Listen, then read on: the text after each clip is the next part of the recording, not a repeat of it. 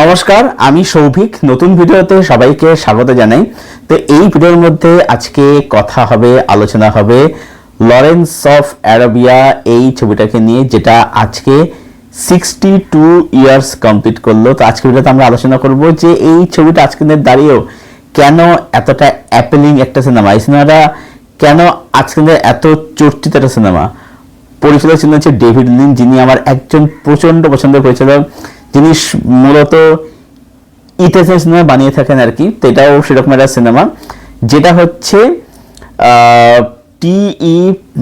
Lawrence অর্থাৎ Thomas Edward লরেন্সের লেখা একটি বই, যেটার নাম হচ্ছে 7 পিলার্স অফ উইজডম। সেই বইটা অবলম্বিত হচ্ছে সিনেমাটা।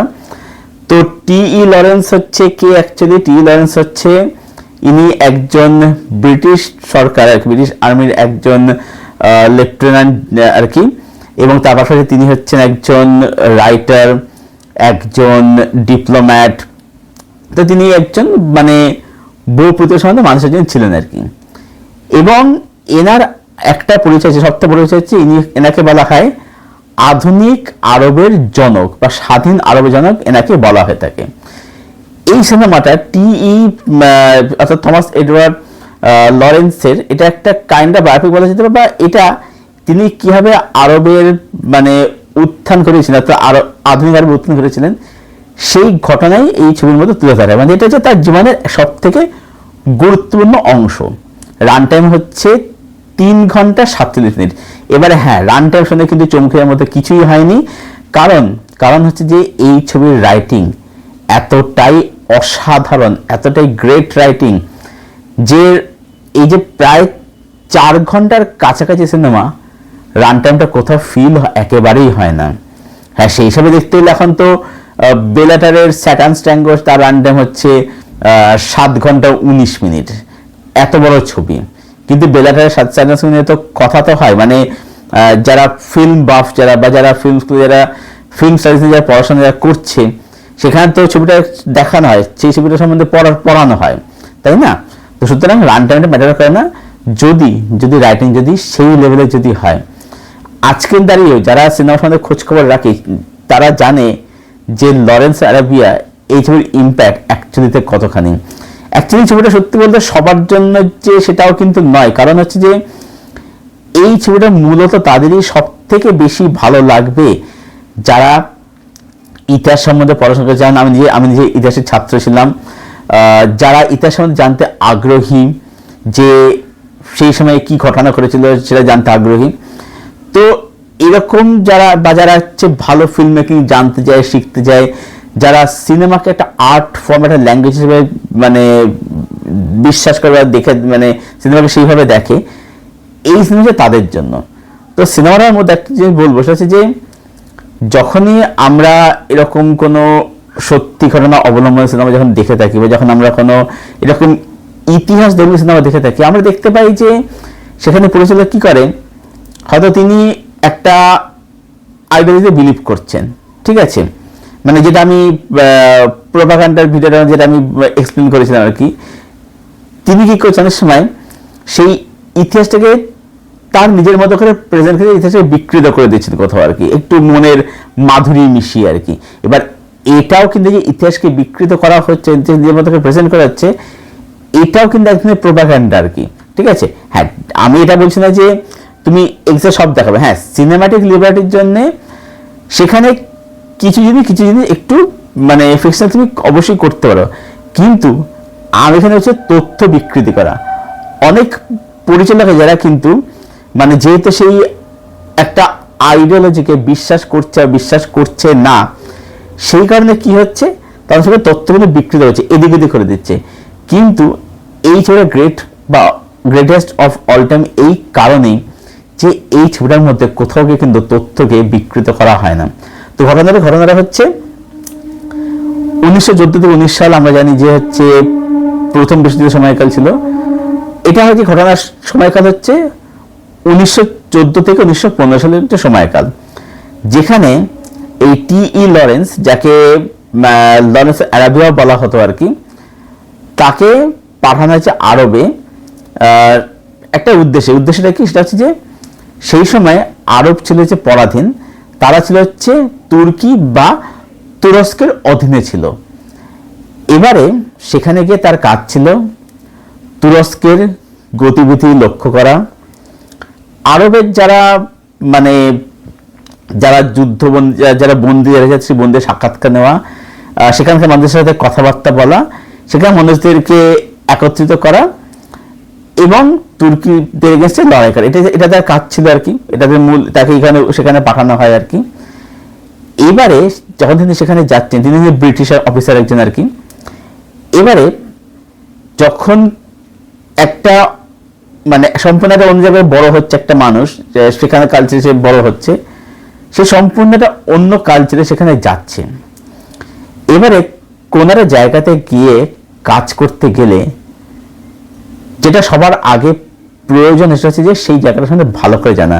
যেখানে দেখবে অনেকে পাঠানো হয় কেন, তখন হচ্ছে উনি অ্যাকচুয়ালিতে আরব তিনি ঘুরে এসেছিলেন এবং তিনি সেখানে জায়গা সম্বন্ধে তিনি ভীষণভাবে ওয়াকিবহাল ছিলেন। তিনি একজন এক্সপেরিয়েন্স পার্সন, তিনি রাইট পার্সন ছিলেন। তিনি ফার্স্ট কি করেছেন, সেখানে গিয়ে জায়গাটাকে এক্সপ্লোর করেছেন, দেখছেন ভালো করে। এবং এই যে নোটস নেওয়া, বা এই যে তুর্কির সঙ্গে নোটবুক তৈরি করা, তারপরে এই যে বন্ধুদের সঙ্গে সাক্ষাৎ নেওয়া, যাবতীয় যাকে ডিটেলিং, সেগুলো কিন্তু অনেকটা সময় ধরে, যেখানে দেখবে যেটার মধ্যে কিন্তু প্রচুর কিন্তু এরকম কনভারসেশনের সিন থাকে, ঠিক আছে, এরকম অনেক লম্বা লম্বা শট থাকে সেখানে। কারণ কি, কারণ হচ্ছে যে যেহেতু এই ব্যাপারটা একটা সময় সাপেক্ষ ব্যাপার, এই যে ব্যাপারটা কিন্তু একটা সময় লাগছে, এটা পুরো প্রসেসিং এর ব্যাপার রয়েছে, সেই কারণেই ছবিটার মধ্যে দেখবে এই পোর্শন দিকে সবকিছু কিন্তু গুরুত্ব দেওয়া হয়েছে, ঠিক আছে। সবকিছু কিন্তু খুব ধীরে ধীরে ধীরে ধীরে একদম প্ল্যান ধরে ধরে কিন্তু করা হচ্ছে, এবং সেটাই কিন্তু অ্যাকচুয়ালি কিন্তু হয়েছিল। কারণ যেহেতু ছবিটা, এই বইটা সেভেন পিলার্স অফ উইজডম বইটা যেহেতু একদম মানে টেক্সটটাকে ধরে করা হয়েছিল, সেই কারণেই কিন্তু মানে ছবির মধ্যে সেরকম কিন্তু বিকৃতি কিন্তু পাওয়া যায় না। আচ্ছা, ছবিটা দেখবে যখন শুরু হয়, যখন দেখবে ছবিটা শুরু হয়েছে কিরকম ভাবে, যে তার একটা মূর্তি দেখতে পাচ্ছি, অর্থাৎ থমাস এডওয়ার্ড লরেন্সের মূর্তি দেখতে পাচ্ছি। তো সেখানে তাকে নিয়ে দেখছি বলা বলি করা হচ্ছে যে সত্যি মহান ছিলেন, কিছু তার অবদান ছিল, বলা বলি করা হচ্ছে। এইখানে বোঝা যাচ্ছে অ্যাকচুয়ালি যে মানে এই যে নন লিনিয়ার স্টোরি টেলিং, এটাকে কিভাবে করতে হয়, মানে কি, মানে বুঝতে পারছি মানুষটা অলরেডি মহান এসে মানে প্রমাণিত হয়েছেন, কিন্তু তিনি কি কারণে মহান হয়েছেন, তার মহান হওয়ার পেছনে কি কারণ ছিল, সেই জিনিসটা কিন্তু আমরা এই পুরো জার্নির মধ্যে আমরা কিন্তু দেখতে পাই। এবং ছবির শেষ ভাগ সেটা কিন্তু বলবো খুব ট্র্যাজিক। তার কারণ হচ্ছে যে আমি এখানে বেশি কিছু বলবো না, যারা ছবিটা দেখেছে তারা জানো, যারা দেখেন তাদের জন্য স্পয়লার আমি দিচ্ছি না। একটা ঘটনা ঘটে এই মানুষটার সাথে, সেই ঘটনার ফলে সে কিন্তু ফিজিক্যালি তো বটে, তিনি কিন্তু আরো বেশি তিনি কিন্তু মেন্টালি প্রচন্ড শক পান, ঠিক আছে, তিনি কিন্তু মেন্টালি ভীষণ ভেঙে পড়েন আর কি। এবং সেটা সত্যি খুব কষ্ট, সেই জায়গাটা আর কি খারাপ লাগে চরিত্রের জন্য আর কি। তো মানে সত্যি কথা বলতে যেভাবে তার অবদানটা দেখানো হয়, সত্যি মানে দেখতে দারুণ লাগে। মানে রাইটিংটা এত অসাধারণ, এত দারুণ, এবং ছবিটা আমাদের সবসময় কিছু না কিছু হচ্ছেই, কিন্তু কিছু হচ্ছে কিন্তু হ্যাপেনিং হচ্ছে, মানে রান টাইম কিন্তু ফিল কিন্তু একদমই হয় না। তার সাথে সাথে বলবো যে ছবিটার মধ্যে কিছু শট অসাধারণ। দেখবে ওই সূর্যটা যখন উঠছে, সানরাইজ এবং সানসেট, এই শটগুলো কিন্তু মাল্টিটাইম কিন্তু ইউজ করে। তার কারণ হচ্ছে যে সূর্য হচ্ছে মানে কি, একটা দিনের শুরু হচ্ছে, মানে কি একটা দিনের শুরু মানে হচ্ছে একটা নতুন চ্যালেঞ্জ, একটা নতুন কিছু এক্সাইটেড কিছু। আবার সূর্যের মানে কি, যে একটা গোটা দিন কিভাবে পেরিয়ে গেল বোঝা গেল না। এবং এই রাতের দৃশ্য, রাতের শট, কারণ দিনের বেলাটা হচ্ছে একরকম, রাত হচ্ছে আর একরকম, ঠিক আছে। এখানে দিন এবং রাত সেগুলো কিন্তু ইটসেলফ চরিত্রের, তারাও যেন এই সমস্ত কিছু সাক্ষী হয়ে থাকছে। মানে এর মেকিং, সিনেমাটোগ্রাফি এত বিউটিফুল, ক্যামেরা কাজের শট অসাধারণ, এর সাথে সূর্য ওঠা বা সূর্য নামার যে সিন যেগুলো রাখা হয়েছিল, যেটা একটু এক্সপ্লেন করলাম, বিউটিফুল লাগে সেগুলো দেখতে। এবং তার সাথে সাথে বলবো এই ছবির মধ্যে বিজিএম কাজ অসাধারণ বিজিএম এর কাজ। আর যেটা বলতে যে ছবির মধ্যে না দারুণ টেনশন রয়েছে। টেনশন হলে আমি কিন্তু ওরকম টেনশন যে কে খুন হলো কে খুন হলো সব টেনশন না, কিন্তু এমন জায়গাতে গেছে যে জায়গাটা খুব একটা ভালো মানে সুবিধাজনক জায়গা না। কারণ হচ্ছে যে এই তুর্কির উপরে জার্মানির একটা কিন্তু সাপোর্ট রয়েছে তুর্কির সাথে, যেখানে তুর্কি কিন্তু তুরস্ক আর কি অনেক বেশি কিন্তু জোর পাচ্ছে আরবের উপর জোর খাটানোর জন্য।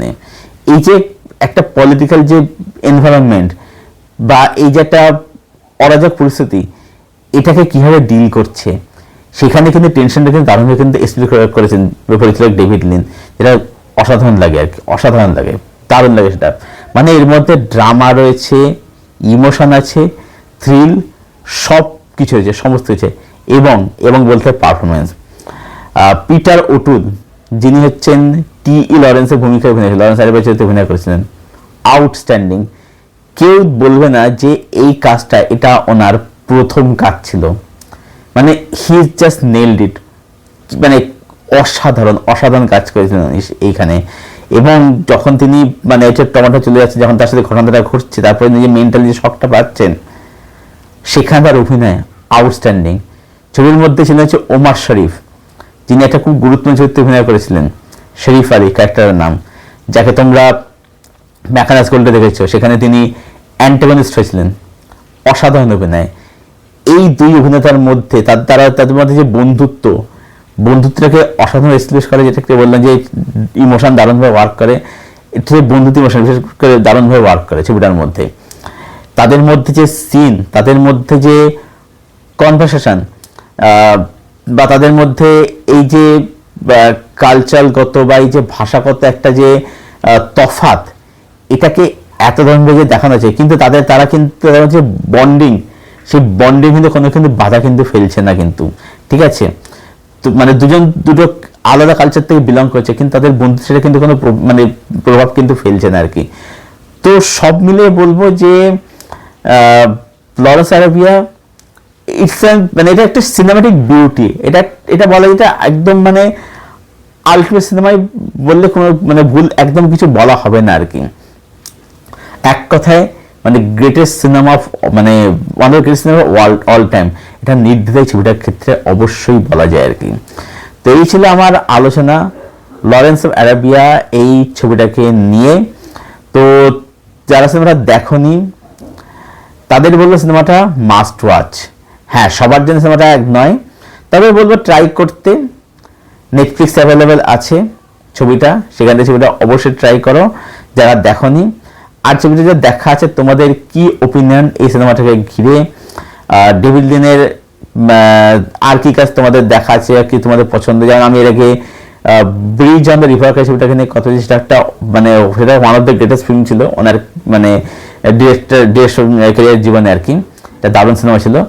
তো তোমাদের কি ওপিনিয়ন সিনেমাটাকে ঘিরে, যারা দেখেছে অবশ্যই কমেন্টে জানিও। এই ভিডিওটা লাইক করো, শেয়ার করে চ্যানেল সাবস্ক্রাইব করে দাও, পাশের যে বেল আইকনটা আছে সেটাকে প্লিজ অন করে দাও, যাতে এরকম রিভিউ ভিডিও আসলে তার নোটিফিকেশন সহজে শীঘ্রই পেয়ে যাবে। ভিডিও কিন্তু শেষ করছি, আবার দেখা হচ্ছে তোমাদের সাথে খুব শীঘ্রই নতুন কোন একটা ভিডিওর সাথে। ততক্ষণের জন্য সবাই খুব ভালো থেকো, সুস্থ থেকো, আমার সঙ্গে জুড়ে থেকো।